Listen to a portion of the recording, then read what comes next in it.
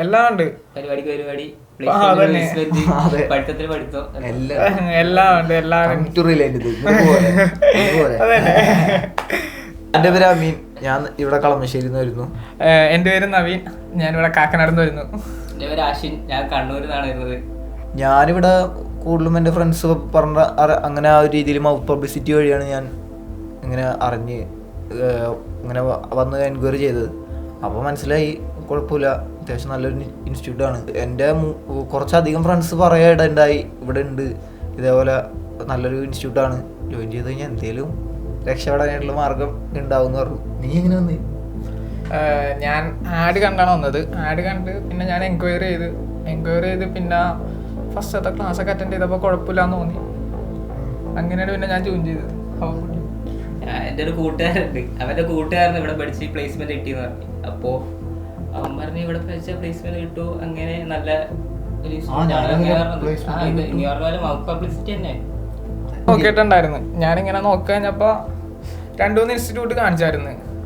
അങ്ങനെ ഞാൻ അന്വേഷിച്ചിട്ടാണ് ഇവിടെ വന്ന് ജോയിൻ ചെയ്തത്. അവര് തന്നെ കോഴ്സിനെക്കാളും കൂടുതൽ കോഴ്സും വാല്യൂ, മറ്റേ സർട്ടിഫിക്കറ്റിന് വാല്യൂ ഉണ്ട്. സർട്ടിഫിക്കറ്റ് CLT വാല്യൂ ഉള്ളത് ഇവിടെയാണെന്ന് ആ ടൈമിൽ പ്ലേസ്മെന്റ് കൂടുതലും കിട്ടിയേക്കണത് എൻ്റെ അറിവിൽ ഇവിടെ പഠിച്ചു പോയേക്കണവരാണ് അല്ലേ? അതെ അതെ. ബാക്കിയുള്ളവരെ എനിക്ക് അങ്ങനെ കമ്പനി ഇല്ലാത്തതുകൊണ്ടാണ് അത്. പക്ഷെ എന്നാലും നമ്മുടെ ഇവിടെ പഠിച്ചവർക്ക് പ്ലേസ്മെന്റ് കിട്ടിയിട്ടുണ്ട്.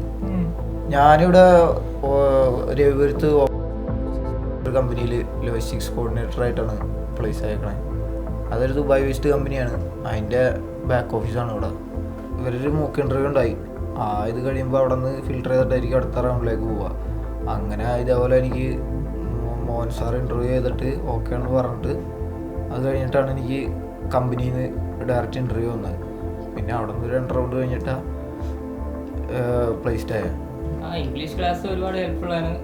ഇന്റർവ്യൂയുടെ കാര്യങ്ങളൊക്കെ ഇന്റർവ്യൂയുടെ കാര്യങ്ങൾ എന്തൊക്കെയാ ചോദിക്കുക, പിന്നെ എന്തൊക്കെയാ അവിടുന്ന് ഇപ്പൊ ഒരു കവർ ലെറ്റർ, റിസ്യൂമേ, നമുക്ക് കാര്യങ്ങൾ ഒരു ഫോർമലായിട്ടൊരു കാര്യങ്ങളൊക്കെ എങ്ങനെ ചെയ്യണ്ടേന്നുള്ളത് ഒന്നും കൂടെ നമുക്കറിയാവുന്ന ബേസിക് കാര്യങ്ങൾ തന്നെയാ. പക്ഷെ ഒന്നും കൂടെ നമുക്ക് കാര്യങ്ങൾ പിന്നെ പറഞ്ഞു വരുമ്പോ അതിന്റെ ഒന്നും കൂടി പോളിഷ് ചെയ്ത് നമുക്ക് ഒന്നും കൂടി കോഴ്സ് കഴിയാനാകുമ്പോ വീണ്ടും നമുക്ക് എടുത്തു തന്നിട്ടുണ്ട്.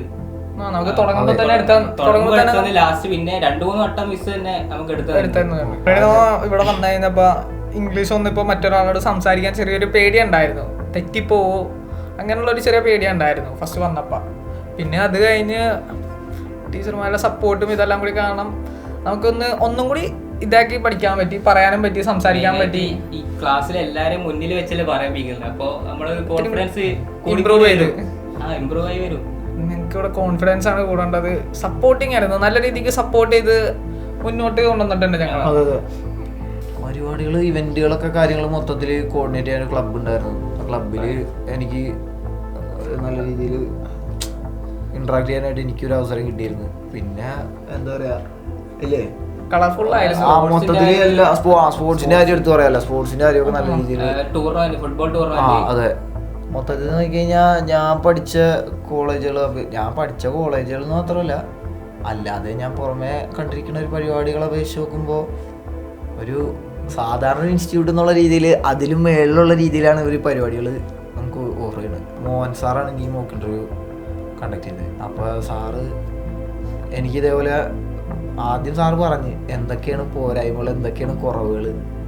അപ്പോൾ അങ്ങനെ സാറ് നമ്മുടെ അടുത്ത് കാര്യങ്ങൾ ഓപ്പണായിട്ട് പറയുമ്പോൾ സാറിന് അത്യാവശ്യം നല്ല രീതിയിൽ എക്സ്പീരിയൻസ് ഉള്ളൊരു സാറാണ്. നമ്മുടെ അടുത്ത് വന്നിട്ട് ഇങ്ങനെയൊക്കെ പറയുമ്പോൾ നമുക്ക് കാര്യങ്ങൾ മനസ്സിലാവും മൊത്തത്തിൽ. അപ്പോൾ സാറ് പറഞ്ഞത് വെച്ച് നോക്കുമ്പോൾ അങ്ങനത്തെ ഒരു സാറിൻ്റെ അഡ്വൈസ് വെച്ചിട്ടാണ് എനിക്ക് കമ്പനിയിലുള്ള ഇൻ്റർവ്യൂ ഞാൻ അറ്റൻഡ് ചെയ്തത്.